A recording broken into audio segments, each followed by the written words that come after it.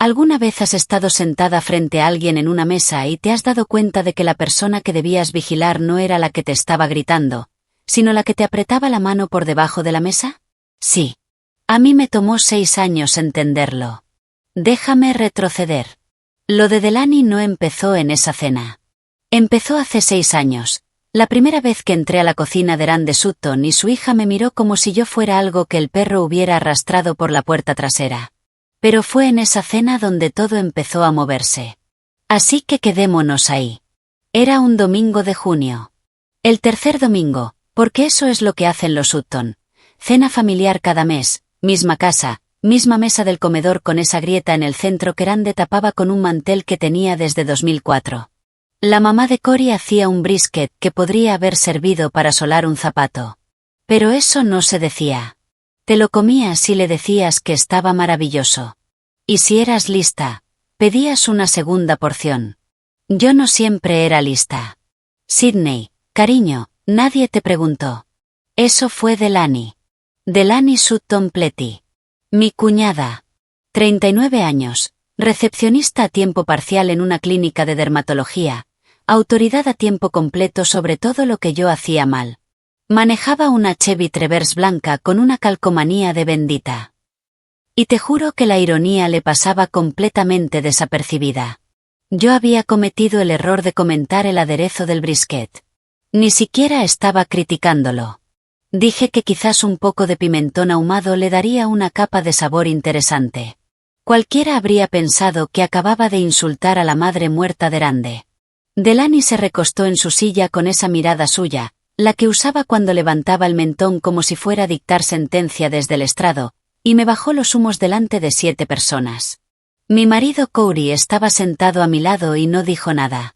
Tenía 36 años, era representante de ventas territorial para un distribuidor de pisos comerciales que cubría la mayor parte del noroeste de Georgia.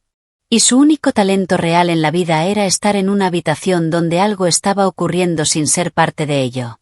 Si la evasión de conflictos fuera un deporte olímpico, Cory Sutton le habría traído el oro al equipo. Yo tengo 33 años. Trabajo como especialista en facturación en una práctica de radiología cerca de Barrett Parkway, en Kennesaw. Manejo una Kia Sportage 2019 con un golpe en el parachoques trasero de un incidente en el estacionamiento de Target que siempre me digo que voy a arreglar. Tengo un sistema de archivo en el trabajo que haría llorar de envidia al servicio de impuestos.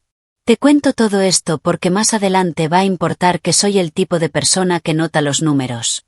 No porque sea ningún genio. Simplemente soy alguien que pasa 8 horas al día asegurándose de que los códigos de procedimiento coincidan con las reclamaciones de seguros. Uno desarrolla cierta sensibilidad para cuando los números no cuadran. Esa noche en la cena, los números no cuadraban. Cory mencionó, con la misma naturalidad con que uno habla del clima, que nuestros ahorros habían sufrido un pequeño golpe. Gastos del negocio, dijo. Algo de entretener a clientes. Un cheque de comisión tardío que lo había obligado a pagar gasolina y comidas de su bolsillo.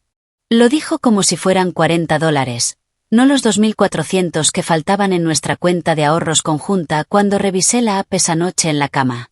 Delaney intervino antes de que yo pudiera hacerle una sola pregunta de seguimiento.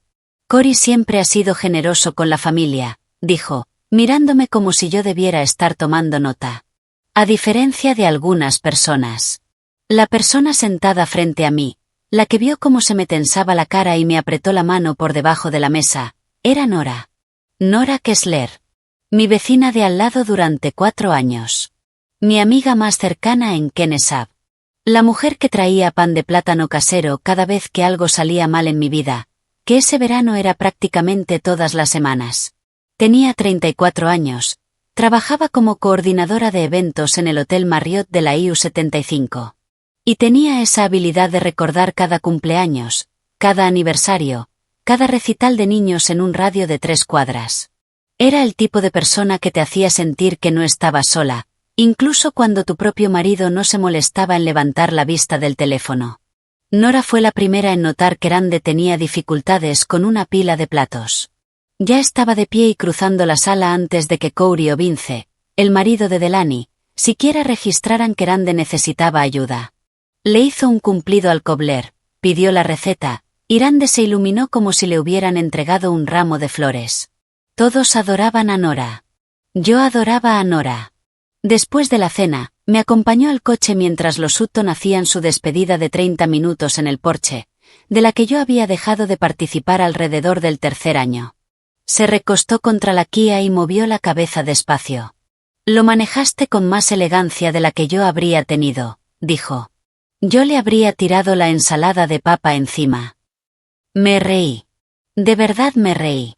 Y por un momento, parada en el camino de grava de Rande con los grillos cantando y la luz del porche suavizando todo lo que no era suave, sentí que alguien me veía. De camino a casa, Cory se tronó los nudillos, ese gesto que hacía cuando sabía que iba a decir algo estúpido, y dijo, ¿por qué no puede ser más como Nora? Ella se lleva bien con todo el mundo. No respondí. Simplemente subí el volumen de la radio y seguí manejando. Hay batallas que no valen la energía. Y hay batallas que uno ni siquiera reconoce como batallas hasta que ya es demasiado tarde. Espera un momento. Antes de seguir, si estás escuchando esto y todavía no le has dado suscríbete, hazme ese favor y toca ese botón. Y cuéntame en los comentarios desde dónde estás viendo esto y qué hora es allá. Lo digo en serio. Leo todos y cada uno de esos comentarios, y genuinamente me alegran el día. Gracias. Bueno. Julio. Un martes por la mañana, abrí la app de Rillions antes de ir al trabajo. De esas mañanas en que te estás comiendo una barra de granola sobre el fregadero porque te quedaste dormida, el cabello tiene vida propia y no hay tiempo para averiguar qué está haciendo. Y ahí estaba. Otro retiro. $3.800 esta vez. Transferidos a una cuenta que no reconocía. Eso hacía $6.200 desaparecidos en 2 meses. Llamé a Cory desde el estacionamiento de la práctica de radiología, sentada en la Kia con el motor encendido porque el aire acondicionado tardaba 4 minutos en funcionar en pleno julio de Georgia. Me dijo que era para Vince. El marido de su hermana tenía una pequeña empresa de limpieza comercial. 4 empleados en el equipo, solo 3 contratos, y había un hueco en la nómina. Cory dijo que lo recuperaría. Lo dijo como un hombre que había ensayado esa frase en la ducha esa mañana. Quise creerle. No voy a fingir que no, porque la alternativa, que mi marido me estuviera mintiendo a la cara sobre $6.000, implicaba algo que todavía no estaba lista para mirar de frente. Entonces hice lo que haces cuando tienes 33 años y aún intentas salvar un matrimonio. Llamé a alguien en quien confiaba. Nora contestó al segundo timbrazo. Estaba en su descanso para el almuerzo en el Marriott, y yo podía escuchar el eco del lobby de fondo. Confirmó que Vince había mencionado problemas de flujo de caja. Dijo que Delaney se había quejado de eso en el club de lectura la semana anterior. Algo sobre tener que despedir a uno de los empleados. Y eso era lo de Nora. Siempre tenía corroboración. Siempre tenía una segunda fuente. Hacía que mis sospechas se sintieran validadas y bien dirigidas. Sí, algo está mal. Y aquí está el problema. Delaney. Siempre Delaney. Nora me sugirió que empezara a documentar todo. Cada vez que Delaney le pidiera dinero a Cory, cada transacción sospechosa. Que llevara una hoja de cálculo. Y eso hice. Abrí una hoja de Google en mi computadora del trabajo, escondiéndola detrás de una pestaña de formularios de seguros como si tuviera 16 años escondiendo el IM de mis padres, y empecé a registrar cada retiro, cada excusa, cada fecha. Nora vino ese viernes con una botella de Apotic Red y su laptop. Nos sentamos en mi sofá y repasamos la app del banco juntas. Señalaba cada transacción conectada con algún proveedor de Vince. Los $127 en una tienda de suministros industriales donde Vince compraba equipo de limpieza, los 89 en una gasolinera cerca de su contrato más grande en Acworth. ¿Lo ves?, decía. Todo está conectado con ellos. Y yo lo veía, porque ella me mostraba exactamente dónde mirar. Este hombre. Mi marido. Cory Sutton. El hombre que una vez se olvidó de recogerme de un procedimiento ambulatorio porque estaba en un Buffalo Wild Wings viendo perder a los Falcons.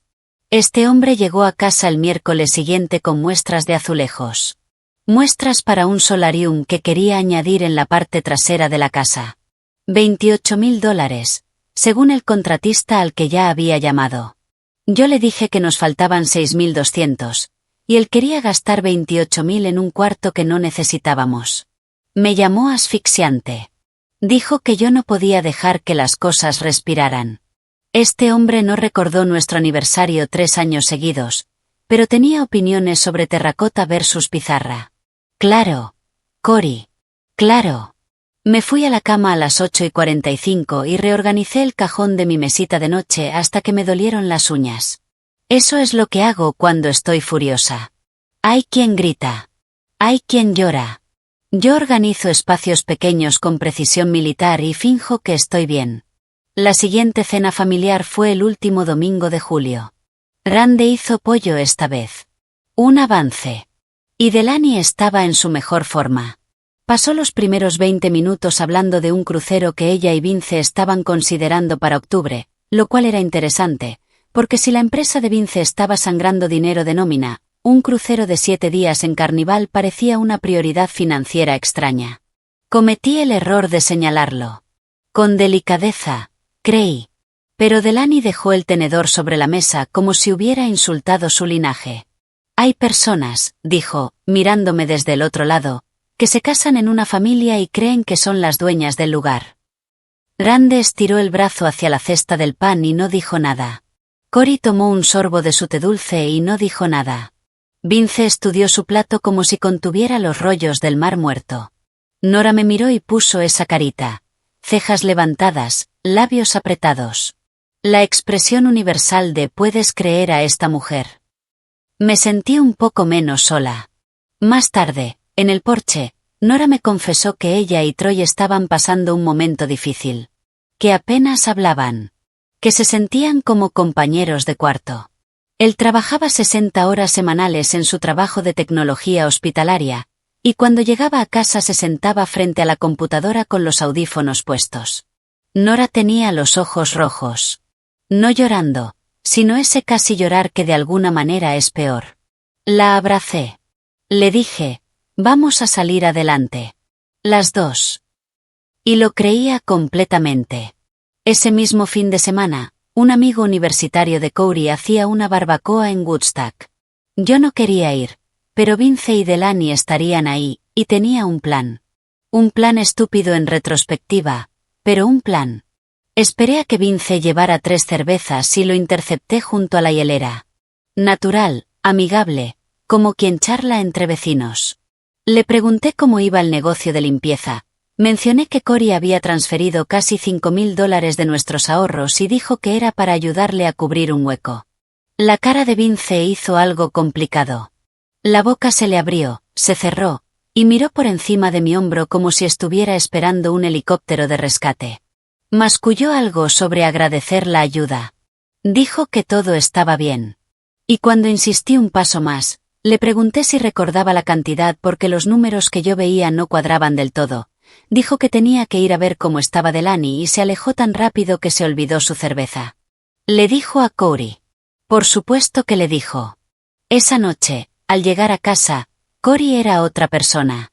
Tiró las llaves sobre el mostrador con tanta fuerza que el platito de cerámica que su mamá nos había regalado, el que tenía forma de hoja de magnolia, se partió justo por la mitad. Y se me vino encima. Que si yo estaba espiando a su familia en una barbacoa. Yo le dije que había hecho una sola pregunta. Una. No tuvo respuesta para eso, así que hizo lo que siempre hacía. Subir el volumen, ampliar el argumento, y convertir todo en un problema de mi personalidad en lugar de enfrentar sus propias cuentas. Que yo era paranoica. Que era controladora. Que yo era la razón por la que las cenas familiares parecían una negociación de rehenes. Esa noche, Delaney le mandó un mensaje a Cory. Vi la vista previa en la pantalla bloqueada de su teléfono cuando lo dejó sobre el lavabo del baño. Te lo dije. Así es ella, así como, Delaney. Como una mujer que notó que $8.000 salían por la puerta y preguntó a dónde iban. Perdona por tener aritmética básica y una app bancaria funcional. La tensión de ese enfrentamiento se quedó flotando en nuestra casa como niebla durante la semana siguiente. Casi no nos hablamos. El 3 de agosto, un sábado, hice una maleta y manejé a casa de mi madre en Monroe porque ya no podía soportar ese silencio. El tipo de silencio en que los dos están en casa pero nunca en el mismo cuarto, y el único sonido es el zumbido del refrigerador y algún golpe de gabinete que tiene demasiada fuerza para ser accidental. Esto no tiene nada que ver con nada, pero el pan de plátano de Nora era el mejor que he probado en mi vida. Crema ácida en la mezcla, azúcar moreno desmoronado por encima, siempre envuelto en papel aluminio con una nota adhesiva que decía cosas como tú puedes con esto o aguanta, reina. Lo traía cada vez que algo salía mal, que para agosto era básicamente todas las semanas. Todavía pienso en ese pan de plátano. Bueno. El caso es que Nora apareció la mañana que volví de Monroe. Yo estaba sentada en el porche de mi casa con una camiseta y unos pantalones de pijama que llevaba puestos 14 horas. Ella cruzó el jardín con un pan envuelto en aluminio y 2 cafés del Dunkin', de Giles Road. Me dijo que había escuchado a Corey gritar a través de la pared la noche del enfrentamiento de la barbacoa. Que casi había venido. Le conté lo de Vince, la barbacoa, la confrontación. Movió la cabeza despacio. Me dijo que no estaba loca, que tenía todo el derecho de preguntar. Pero que ir a través de Vince era arriesgado.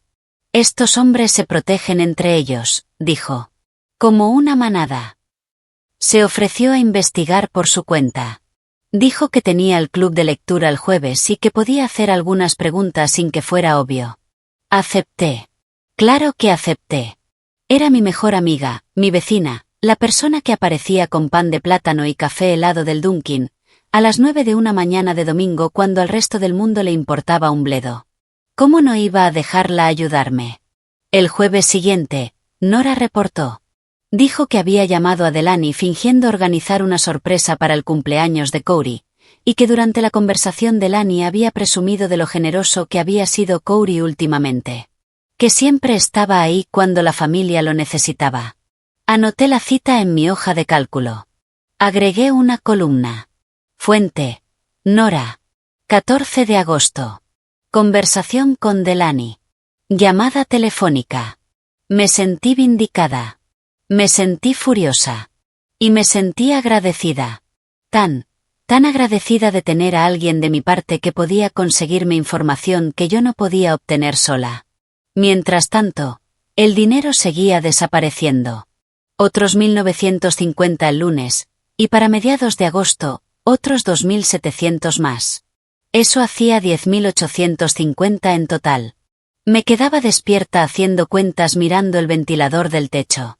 A ese ritmo, nuestros ahorros estarían vacíos para el Día de Acción de Gracias. Habíamos empezado el año con poco menos de $19.000. No éramos ricos ni pobres, solo ese tipo de colchón que te deja dormir tranquila sin hacer cuentas mentales a medianoche. Ese colchón se había convertido en servilleta. Mi supervisora, la directora de la consulta del Dr. Pham, ya me había señalado 2 envíos de seguros tardíos ese mes.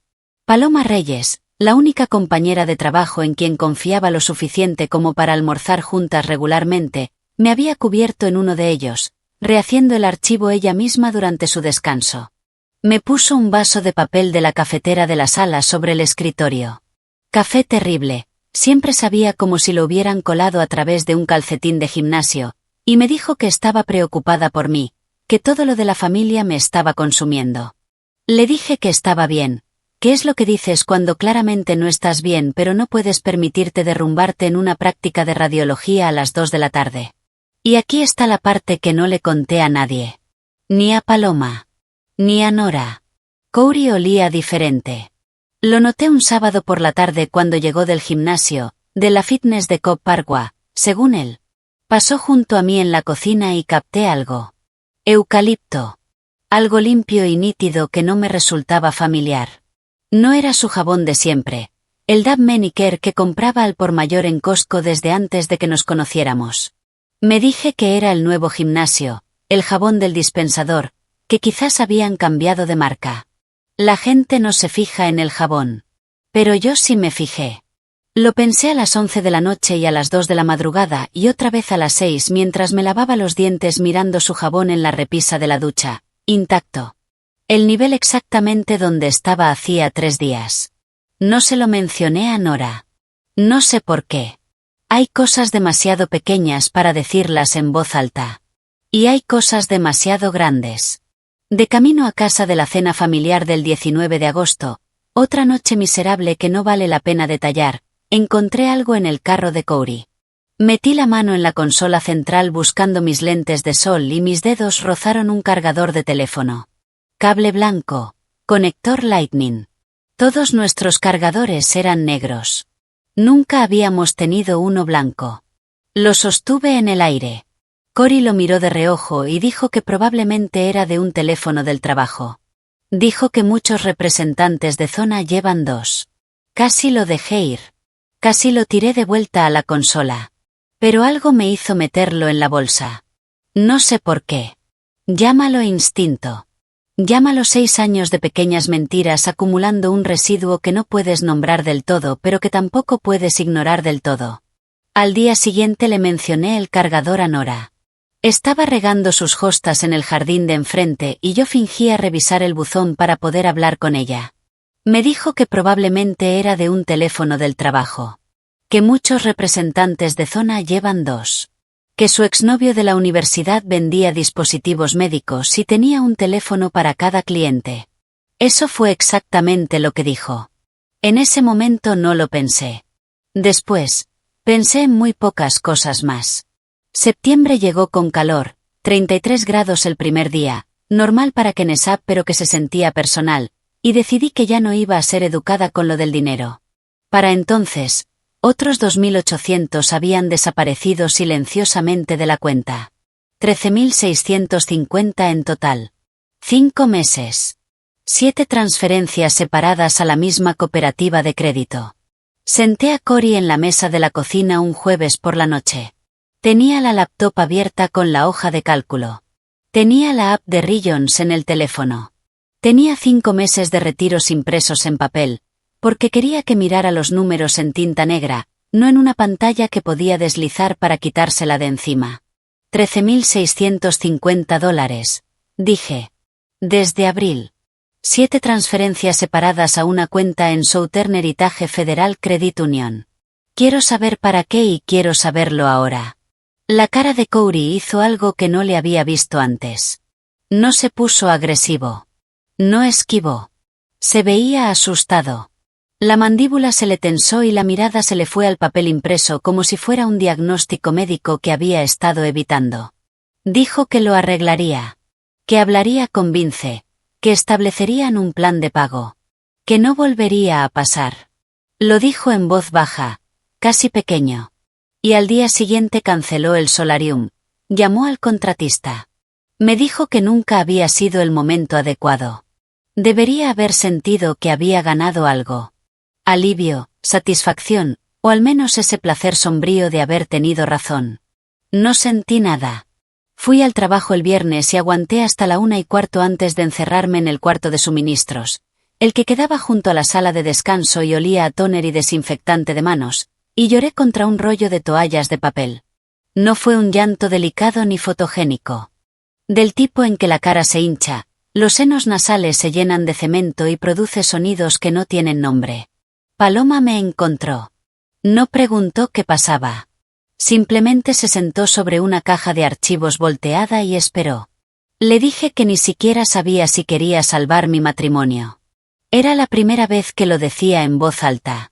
Me miró un buen rato. Tenía esa forma de hacer una pausa que no se sentía como juicio, sino como si le estuviera dando espacio a tus palabras para existir antes de responderles. Luego me dijo que resolviera eso primero, antes de resolver cualquier otra cosa. Me limpié la cara con una toalla de papel con la textura del cartón y volví a mi escritorio. Ingresé códigos de referidos durante 2 horas con precisión perfecta y no pensé en Corey ni una vez. Que quizás hayan sido las 2 horas más productivas del mes. Ese domingo, Nora tenía noticias. Vino con su ofrenda habitual envuelta en aluminio, pan de calabaza esta vez porque el otoño se acercaba, y me contó que había escuchado a Delaney quejarse con Rande por teléfono. Según Nora, Delaney había dicho que Corey los había cortado de un tajo y que yo lo había influenciado. Nora levantó las cejas. ¿Ves? Defenderte funcionó. Delaney está entrando en pánico. Quería creerle con todas mis fuerzas. Y lo hice. Unas 2 semanas enteras, de verdad lo hice. La cena del 5 de octubre fue la más silenciosa a la que había asistido en 6 años. Delaney apenas me miró. Rand estuvo más cálida de lo normal. Me tocó el brazo cuando ayudé a recoger los platos y me hizo un cumplido por la blusa que llevaba. Cory me puso la mano en la espalda cuando nos sentamos, delante de todos. Y Delaney no hizo ni un solo comentario sobre mi forma de cocinar, mi trabajo, mi personalidad ni mi derecho a existir dentro del linaje Sutton. Nora estaba ahí, claro, porque Nora siempre estaba. Tercer domingo, misma mesa, la misma grieta debajo del mismo mantel. Me buscó la mirada desde el otro lado y me hizo un pequeño gesto de pulgar arriba, a medias escondido detrás de su vaso de té dulce. Como diciendo, ¿ves? Lo logramos. Casi me relajé. Estaba tan cerca de relajarme que los hombros me bajaron de verdad por primera vez en meses. Y me comí un segundo pedazo del pound cake de Rand sin contar nada. Pero el jabón. Ese maldito jabón. Lo volví a oler ese domingo en la noche. Cory se metió a la cama y lo capté. Eucalipto, limpio, nítido. Dijo que había ido al gimnasio después de entregar unas muestras de piso en la oficina de un cliente en Cartersville. El gimnasio cerraba a las 8. Él cruzó la puerta a las 10:47. Lo sé porque miré el reloj del microondas cuando escuché sus llaves en el platito de la Magnolia, el que estaba pegado con superpegamento y nunca había quedado del todo bien. No dije nada.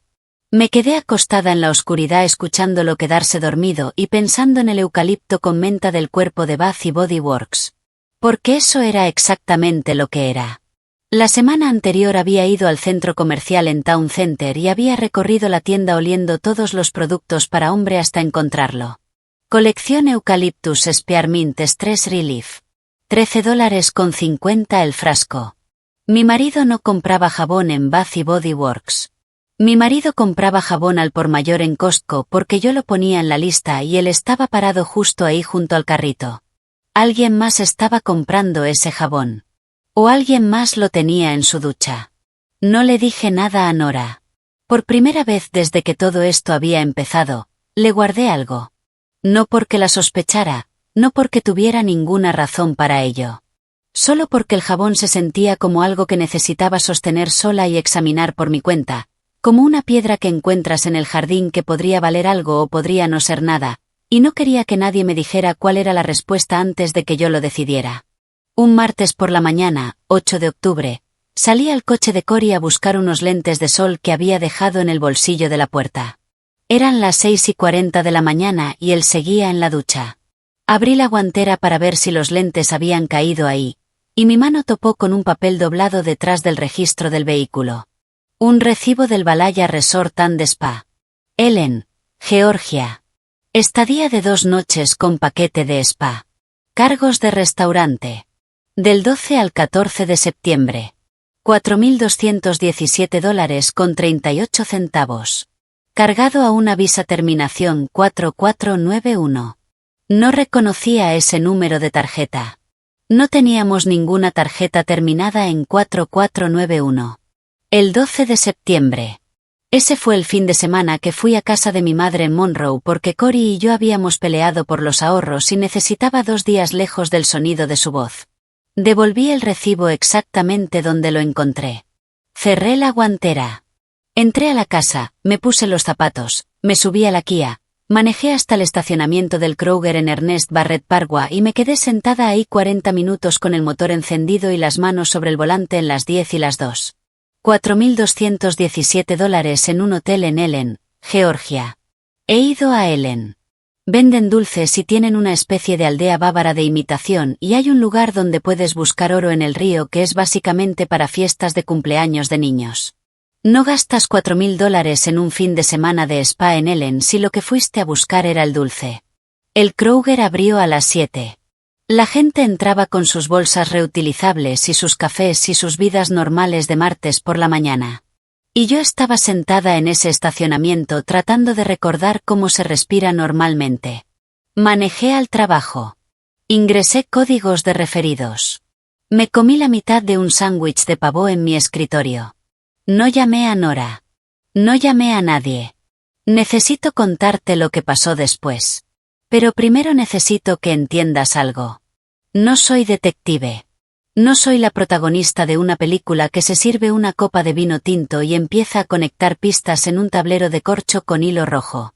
Soy especialista en facturación. Paso el día discutiendo con compañías de seguros sobre códigos de radiología y comiéndome sándwiches de pavo en el escritorio. Lo que hice a continuación no fue ninguna genialidad. Era simplemente lo único que quedaba. El timbre con cámara. Lo habíamos instalado 2 años antes porque a alguien en nuestra calle le robaron un paquete del porche y el grupo de Facebook del vecindario perdió la cabeza colectivamente durante 6 semanas. Cory había insistido en el que incluía el plan de almacenamiento de vídeo. $3.99 al mes. Historial de 90 días. Fue una de las aproximadamente 4 decisiones financieras que tomó en nuestro matrimonio con las que nunca discutí. Abrí la app durante el almuerzo del miércoles 9 de octubre. Estaba sentada en la Kia en el estacionamiento de la práctica de radiología porque no me fiaba de mí misma para hacer esto dentro del edificio, donde alguien podría pasar detrás de mi escritorio. Retrocedí hasta el 3 de agosto. Esa noche en que había manejado a casa de mi madre en Monroe después del enfrentamiento de la barbacoa, o más bien después de la semana de silencio que le siguió. Recordaba la fecha porque Paloma me había mandado una foto de su gato con un sombrerillo esa noche. Era el cumpleaños del gato, no preguntes. Y yo le había respondido desde el cuarto de huéspedes de mi mamá a medianoche diciéndole, lo necesitaba. A la 1:47 de la madrugada del 3 de agosto, la cámara del timbre capturó un carro entrando a nuestro camino. Plateado, compacto, familiar. El Hyundai Elantra de Nora. Lo observé. Lo repetí. El carro entró con las luces apagadas y se quedó. Revisé el siguiente evento de movimiento, 3 horas y 12 minutos. Se fue a las 4:59 de la mañana. Mi primer pensamiento fue que estaba vigilando la casa. Habíamos hablado de eso. Cuando me fui a casa de mi mamá, había mencionado que me preocupaba dejar la casa sola porque Cory supuestamente estaba en una feria comercial ese fin de semana. Nora había dicho que estaría pendiente. Excepto que Cory no estaba en ninguna feria comercial. Estaba en casa. Su camioneta estaba en el camino, visible en el vídeo. Se veía el borde de su Ford Ranger en la esquina superior derecha del encuadre. Así que Nora había llegado a mi casa a la 1:47 de la madrugada, estacionado en mi entrada mientras mi marido estaba en casa, y se había quedado hasta casi las 5. Revisé el 19 de agosto. Lo mismo. El Elantra de Nora. La 1:22 de la madrugada. Hasta las 4:40. Yo también había estado en Monroe ese fin de semana. El 8 de septiembre. El fin de semana antes del viaje a Ellen. Yo había estado en casa de mi madre porque Cory me dijo que necesitaba espacio para pensar. El carro de Nora. Las 2:03 de la madrugada. Se fue a las 5:17. 3 visitas. Todas después de medianoche. Todas en noches en que yo no estaba. Todas mientras la camioneta de mi marido permanecía en la entrada como un monumento a todo lo que yo había sido demasiado confiada para ver. Las manos se me pusieron frías. No de manera figurada. Literalmente frías. Como si la sangre se hubiera retirado de los dedos y relocado en algún lugar más profundo de mi cuerpo donde pudiera ser más útil. Puse el teléfono boca abajo sobre mi regazo y miré hacia adelante, a la pared de ladrillos de la práctica de radiología y a un contenedor de basura con una gaviota parada encima. Y pensé, bueno, está bien. El cerebro intenta explicarlo. Eso es lo que hacen los cerebros. Te protegen de lo que no estás lista para saber ofreciéndote alternativas menos catastróficas. Quizás fue a revisar la casa y no sabía que Cory estaba. Quizás pasó a dejar algo y se quedó dormida en el sofá. Quizás hay una explicación que no significa lo que yo creo. Un párrafo de eso. Eso fue todo lo que mi cerebro pudo sostener antes de que los números lo aplastaran. Saqué la foto que le había tomado al recibo del hotel. Valhalla Resort and Spa, Ellen, Georgia, 12 al 14 de septiembre. $4.217,38. El fin de semana que pasé en casa de mi mamá. Abrí Instagram, busqué el perfil de Nora, fui hasta septiembre. El 12 y el 13, nada publicado. Silencio total. El 14, domingo, una selfie con el caption, reset de domingo. Cabello recién hecho, aretes nuevos, pequeños aros dorados que yo nunca había visto. Tenía esa expresión, no de filtro falso, sino de felicidad genuina, inconfundible. Cerré Instagram y abrí mi hilo de mensajes con Nora. Retrocedí hasta el 12 de septiembre. Ella me había escrito a las 9:14 de la mañana, fin de semana con mis primas en Dahlonega. Sin señal, puede que esté callada un par de días.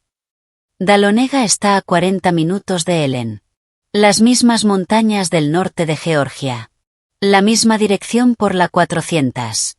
Me quedé en ese estacionamiento hasta que Paloma me escribió preguntando si estaba bien porque me había perdido una reunión de la 1:30 con la supervisora de facturación. Le respondí que tenía el estómago revuelto y que ya llegaba. Volví a mi escritorio. Ingresé 9 códigos de referidos con precisión perfecta. Luego fui al baño y vomité. Sé lo que estás pensando. ¿Por qué no la enfrenté ahí mismo? ¿Por qué no fui a tocar su puerta a gritos? Manejé a su casa, le lancé ese hermoso pan de plátano por la ventana. Te voy a decir por qué. Porque cuando descubres que la persona a la que le has estado llorando por tu marido es la persona que está durmiendo con tu marido, el cerebro no va a la rabia primero. Va a un lugar muy, muy silencioso y muy, muy frío. Como si alguien hubiera apagado el sonido y bajado la temperatura y estuvieras parada en esa habitación congelada mirando todo lo que creías conocer y nada es lo que pensabas que era. Esa noche estaba sentada en el sofá mirando un programa de cocina que no estaba viendo cuando vibró el teléfono. Nora. Hola, llevo un par de días sin noticias tuyas. ¿Todo bien? ¿Quieres que pase? Hice pan de plátano. 3 meses atrás. Ese mensaje me habría hecho sentir arropada, vista, acompañada. Ahora lo leía como el reporte de alguien monitoreando una situación. Como un guardia de seguridad haciendo rondas. ¿Está asegurado el perímetro? ¿Todavía confía en mí? ¿Ya sabe algo? Escribí. Estoy bien, solo cansada. Semana larga. Le di enviar. Puse el teléfono boca abajo sobre el cojín. Y me quedé ahí sentada mucho, mucho tiempo, perfectamente quieta, mientras el conductor del programa explicaba la forma correcta de desglasar una sartén. Al día siguiente en el trabajo, le conté a Paloma. No lo había planeado. Simplemente salió solo durante el almuerzo, como un cajón que ha estado demasiado lleno durante demasiado tiempo y por fin cede. Le expuse los hechos, el recibo del hotel, las marcas de tiempo de la cámara, el silencio en Instagram, el mensaje de Dahlonega, el jabón, las 3 visitas después de medianoche. Paloma dejó el tenedor. Estaba comiendo sobras de arroz con coco en un tupper más viejo que mi matrimonio, y escuchó sin interrumpir. Cuando terminé, no se quedó boquiabierta. No dijo «ay, Dios mío». Me miró con esa calma estable que había tenido en el cuarto de suministros. «¿Qué necesitas que haga?» «Necesito pensar», dije. «Bien». Agarró el tenedor. «Pero, Sid, mientras piensas, deja de contarle cosas a Nora. Nada de esto. Nada». «Ya lo hice». «Bien». Comió un bocado de arroz.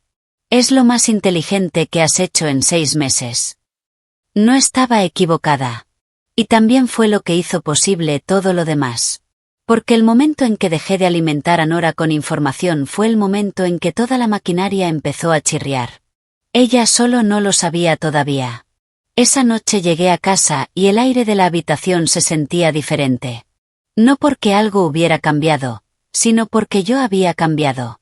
Pasé por la mesa de la cocina donde Cory y yo habíamos comido 1000 cenas. Por el pasillo donde todavía estaba el papel aluminio del pan de Nora en el reciclaje. Por la sala donde ella había estado sentada en mi sofá con una botella de Apotic Red, ayudándome a construir una hoja de cálculo llena de mentiras. Y pensé, nunca me estabas ayudando. Me estabas manejando. Cada pieza de información que Nora me había dado, cada cita de Delaney, cada lo escuché de pasada, cada sospecha redirigida, todo había sido diseñado para mantenerme mirando al señuelo. Delaney era ruidosa, hiriente y fácil de odiar. Nora lo sabía. Sabía que yo gastaría mi energía peleando contra el enemigo obvio mientras el verdadero estaba sentado a mi lado en el sofá, comiendo pan de plátano y aprendiendo exactamente lo que yo sabía. Y lo peor. La parte que me hizo restregar el fregadero a medianoche con una esponja de acero hasta que el inoxidable chirriaba. Había funcionado. 5 meses. A la perfección. Lo reviví todo. El cargador blanco en la consola de Cory. Se lo había mostrado a Nora y ella había dicho, probablemente es del teléfono del trabajo. Cerró la pregunta en 2 segundos. Claro que sí. Ese cargador era de ella. Las muestras de azulejos para el solarium. Cory las había traído a casa y yo me había concentrado tanto en el costo que nunca pregunté de dónde había salido la idea. Pero ahora lo recordaba. Un mes antes del asunto de los azulejos, Nora había estado a cenar en casa, y parada en el umbral de la cocina mirando hacia el jardín trasero había dicho, ¿sabes qué quedaría precioso aquí? Un solarium con esas ventanas grandes. Podrías poner un rincón de lectura en la esquina. Cory se había iluminado. Ella incluso le había mandado por texto el nombre de un contratista. Yo lo había visto en su teléfono y no le había dado importancia. Ella estaba decorando la casa en la que planeaba vivir.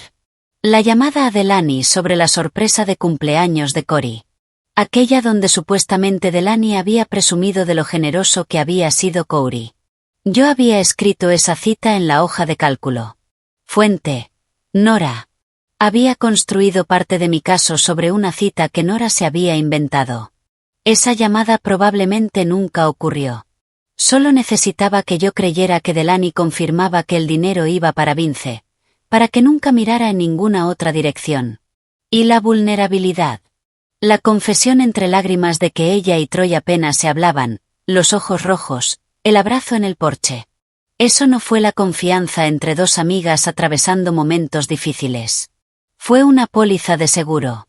Si Sidney me sospecha, va a recordar que Nora también estaba sufriendo. Que Nora fue honesta conmigo sobre sus problemas. Que Nora no me haría esto porque Nora estaba pasando por lo mismo. Excepto que Nora no estaba pasando por lo mismo. Nora era lo que yo estaba atravesando. ¿Por qué no puede ser más como Nora? Eso me dijo Cory en el carro, en junio. En junio ya estaban juntos. Pronunció el nombre de la mujer con la que se estaba acostando en la cara de su esposa y lo usó como arma. No sé si Nora lo había orquestado, pero el hecho de que nunca lo vaya a saber es casi peor que saberlo. Y las capturas de pantalla. Esa fue la pieza que casi me perdí. En julio, Nora y yo habíamos repasado mis estados de cuenta de Rillons juntas en el sofá. Ella había visto cada número, cada transferencia, cada detalle. Y esos estados de cuenta se los había reenviado a Delaney. No porque Delaney los hubiera pedido, sino porque una Delaney armada era una Delaney más ruidosa. Cuanta más munición tuviera Delaney, con más fuerza vendría contra mí en las cenas familiares, y más la atención de todos, incluyendo la mía, se quedaría enfocada en la villana obvia en lugar de la que estaba sirviendo el vino. Nora estaba alimentando al señuelo. Y Delaney sabía perfectamente de dónde venían esas capturas de pantalla. Cuando alguien te reenvía los estados de cuenta privados de otra persona, no te encoges de hombros. ¿Sabes quién los mandó? ¿Por qué a Delaney no le importaba el por qué? Porque esos números le daban exactamente lo que quería. Prueba, a su manera de ver, de que tenía razón sobre mí desde siempre. Pasé 3 días revisándolo todo, repasando cada conversación, cada mensaje, cada ayuda que Nora me había ofrecido.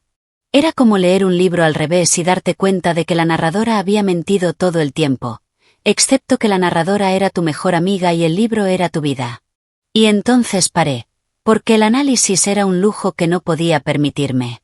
La siguiente cena familiar de los Sutton era el 19 de octubre.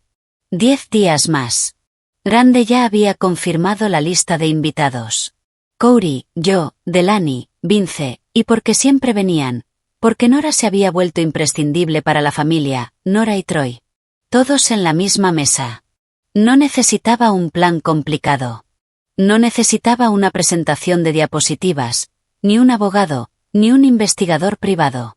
Necesitaba una sola pregunta, hecha delante de las personas correctas en el momento correcto. Esto es lo que sabía. En julio, le había mostrado a Nora y solo a Nora capturas de pantalla de mis estados de cuenta de Rillions. No se las había mostrado a Corey. No a Paloma. No a mi madre ni a mi hermana ni las había publicado en ningún lado. Solo a Nora. Pero en la barbacoa de agosto, Delaney le había soltado a Corey, durante una llamada que tomó en altavoz mientras yo estaba en la habitación de al lado, una cantidad específica de uno de esos estados. Casi palabra por palabra. La única persona que había visto esos estados estaba sentada en mi sofá, señalándolos con la uña recién pintada. Una pregunta, una respuesta. Todo cae. Necesito un segundo. Esta parte todavía me aprieta el pecho. Bien. Los siguientes 10 días fueron los más extraños de mi vida. Fui al trabajo. Ingresé códigos de referidos. Almorcé con Paloma, que sabía lo que se venía y que a veces me miraba con una expresión que era mitad preocupación y mitad otra cosa. Quizás respeto. Quizás miedo. Llegaba a casa y cocinaba la cena con Corey y respondía a los mensajes de Nora con el mismo tono amigable de siempre. Si mis respuestas eran un poco más cortas, un poco menos detalladas, ella no parecía notarlo. O quizás sí. Ya no podía distinguirlo. El 14 de octubre hubo algo en el vecindario, una especie de reunión de cuadra. Alguien 3 casas más abajo acababa de tener un bebé y el cul-de-sac estaba organizando un asado de bienvenida. Fui porque no ir habría llamado la atención. Nora estaba ahí, por supuesto.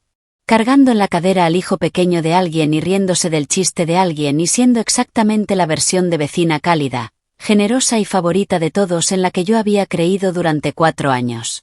Yo estaba parada junto a la mesa plegable de la bandeja de verduras y ella me pilló mirándola. No un vistazo. Mirándola. Inclinó la cabeza y se acercó. ¿Estás bien? Me estás mirando fijamente. El estómago se me contrajo. Perdona. Estaba en las nubes. Semana larga. Me estudió la cara durante medio segundo más de lo normal y algo detrás de sus ojos se afiló, como una cámara ajustando el foco. Luego sonrió y dijo que necesitábamos una noche de chicas pronto. Que ella traería el vino. Dije que sonaba genial. Llegué a casa y me senté en la cocina a oscuras pensando en ese medio segundo, en ese pequeño destello de enfoque. ¿Lo había notado? ¿Sospechaba que yo sospechaba? No importaba. 10 días eran ahora 5. Luego 4. Luego 3. Guardé los clips de la cámara en el teléfono. Guardé la foto del recibo del hotel. Hice capturas de las publicaciones de Instagram de Nora de septiembre, los días de silencio, la selfie del domingo, los aretes. Lo puse todo en una memoria USB, una SanDisk plateada que compré en el Staples de Cobb Parwa por $11.99, y se la di a Paloma el miércoles por la mañana. Le dije que la guardara, por si acaso. Ella metió la memoria en el bolsillo con cremallera de su bolsa sin hacer otra pregunta. Nora me escribió el sábado por la mañana. ¿Qué te vas a poner mañana? Deberíamos coordinarnos, jaja. Coordinarse. Con la mujer que había estado coordinando las reservas de hotel de mi marido. Respondí con un emoji de carita sonriente. Puede que sea lo más violento que haya hecho nunca. 19 de octubre. Casa de Rande. Tercer domingo. La mesa estaba puesta como siempre. Mismo mantel, la grieta debajo. Los platos buenos que Rande guardaba solo para las cenas familiares y Pascua. Brisket otra vez, el que había estado haciendo desde que Corey tenía 12 años y que probablemente seguiría haciendo hasta el fin del universo. Ayudé a llevar la jarra de té dulce y una cesta de panecillos. Los puse en la mesa sin que me temblaran las manos ni una vez. Lo considero un triunfo personal. Todos estaban. Rande en la cabecera, Corey a su derecha, yo a su lado, Delaney enfrente, Vince junto a ella. Y al fondo, porque siempre se sentaban al fondo, Nora y Troy. Troy era igual que siempre. Callado, educado, un poco cansado. Trabajaba mucho. No hablaba mucho en estas cenas. Era el tipo de hombre que sujetaba las puertas y le decía señora a Arande y que nunca sospechó ni por un momento que su mujer manejaba hasta la casa de otro hombre 3 veces en agosto después de medianoche. La cena arrancó bien, tensa pero funcional, que era el punto de partida habitual de los Sutton. Rande habló de la nueva cerca de los vecinos. Vince habló de un contrato que su empresa de limpieza había conseguido en Marietta. Nora le hizo un cumplido al brisket. Cory sirvió té dulce y se tronó los nudillos bajo la mesa y no me miró. Fue Delaney quien encendió la mecha, porque cómo no. Esperó a que el plato principal estuviera a medias. Luego dejó el tenedor y me miró desde el otro lado de la mesa con esa expresión de mentón levantado y fallo desde el estrado. Dijo algo sobre que yo era controladora con las finanzas. Que Cory no estaría tan estresado si yo simplemente lo dejara respirar. Que yo llevaba meses haciendo incómodas las cenas familiares con mi rutina de policía del presupuesto. La mano de Cory golpeó la mesa. No un portazo, más bien una puntuación. Los panecillos se movieron en la cesta. Sidney, pídele disculpas a mi hermana. Discúlpate o sal de mi casa. La sala quedó en silencio. El tenedor de Rande quedó suspendido en el aire. Vince clavó la mirada en su plato. Troy levantó la vista por primera vez en toda la noche.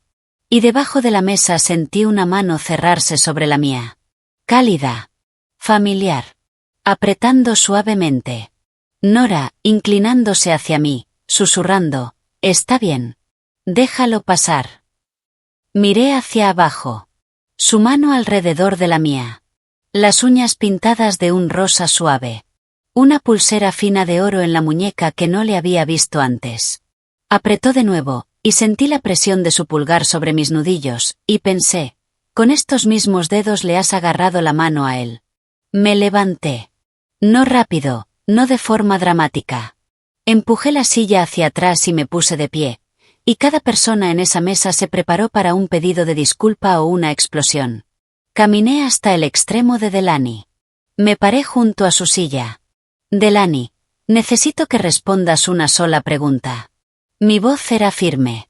No alta, no temblorosa. Solo firme. ¿Quién te mandó las capturas de pantalla de mis estados de cuenta en julio? Delaney parpadeó. El mentón le bajó por primera vez en 6 años. ¿Qué? Las capturas de mis estados de cuenta de Ryons. Las que le repetiste a Cory casi palabra por palabra en la barbacoa. $3,800, ¿verdad? Yo nunca te las mostré. Nunca se las mostré a Cory. Se las mostré a exactamente una persona. No miré a Nora. No hacía falta. Entonces, ¿quién te las reenvió? La mesa estaba tan silenciosa que se oía el zumbido del refrigerador en la cocina y el tic-tac del reloj encima del aparador. Rande tenía la boca entreabierta. Troy se había quedado inmóvil de esa manera que recuerda a un venado en mitad de la carretera. Los ojos de Delaney se movieron. Involuntariamente. Ese tipo de parpadeo que el cerebro dispara antes de que la cara pueda controlarlo. Sus ojos fueron a Nora. Solo un segundo. Solo lo suficiente. No me giré. No tuve que hacerlo. Vi cómo aterrizaba. La cabeza de Rande giró. La mandíbula de Vince se tensó. La silla de Troy crujió. La voz de Nora llegó desde detrás de mí. Cuidadosa. Controlada. Sí. No sé de qué estás hablando. 3 de agosto, la 1:47 de la madrugada, dije, sin apartar la vista de Delaney. 19 de agosto, la 1:22. 8 de septiembre, las 2:03. Tu elantra plateado en mi entrada de coche cada vez que yo estaba en casa de mi madre. Cámara del timbre. Detrás de mí escuché un vaso que se dejó sobre la mesa con demasiada fuerza. Y una estancia de 2 noches en el Valhalla Resort de Ellen, Georgia. Del 12 de septiembre. $4,217.38 en una visa terminación 4491 que no es mía. La silla de Troy raspó el parqué. Lo oí levantarse. 2 pasos. La puerta principal abriéndose y cerrándose con ese tipo de silencio que es más ensordecedor que cualquier portazo. Cory hizo un sonido. No una palabra. Solo aire escapando del pecho como si alguien le hubiera presionado encima. Se le tronaron los nudillos, los dos puños bajo la mesa. No dijo nada. Delaney se volvió hacia Vince. La cara se le había transformado. La arrogancia territorial había desaparecido, y en su lugar había quedado algo en carne viva. ¿Tú lo sabías? Vince no respondió. Se quedó mirando sus manos. No le hizo falta decir nada. Su silencio era una oración completa. Nora estaba llorando. Lo escuchaba detrás de mí. La respiración húmeda, la inhalación manchada de rímel. No lo negó. No lo explicó. No pronunció ningún discurso sobre cómo había empezado ni qué significaba ni que nunca había planeado que llegara a esto. Se quedó sentada y se vino abajo, y para alguien que lo había sostenido todo de manera tan perfecta durante tanto tiempo, puede que fuera lo único honesto que hizo en esa mesa en meses. 3 matrimonios. Una pregunta. Una mesa de comedor en Kennesaw, Georgia, con una grieta que la atravesaba de arriba abajo que Rande cubría con un mantel, aunque todo el mundo sabía que estaba ahí. Recogí el bolso del respaldo de mi silla. Pasé junto a Corey sin mirarlo. Pasé junto a Nora sin decir una sola palabra. Rande seguía sentada en la cabecera con la mano sobre la boca y sus platos buenos enfriándose. En la puerta me detuve. No para decir nada. Solo para subirme la cremallera de la chaqueta. Los atardeceres de octubre en Kennesaw bajan hasta los 10 grados cuando el sol se pone, y yo había aparcado al final del camino. Caminé hasta mi Kia Sporty con el golpe en el parachoques, arranqué el motor, salí del camino de grava y doblé a la derecha por la carretera comarcal, hacia ningún lugar en particular. No hacia casa de mi madre. No hacia Paloma. Solo manejé. Con las ventanas abiertas y la radio apagada. La carretera de delante era oscura, despejada y mía. Gracias por escuchar todo esto. De verdad. Significa muchísimo. Hay otra historia esperándote en la pantalla ahora mismo, justo aquí. Dale clic. Nos vemos ahí.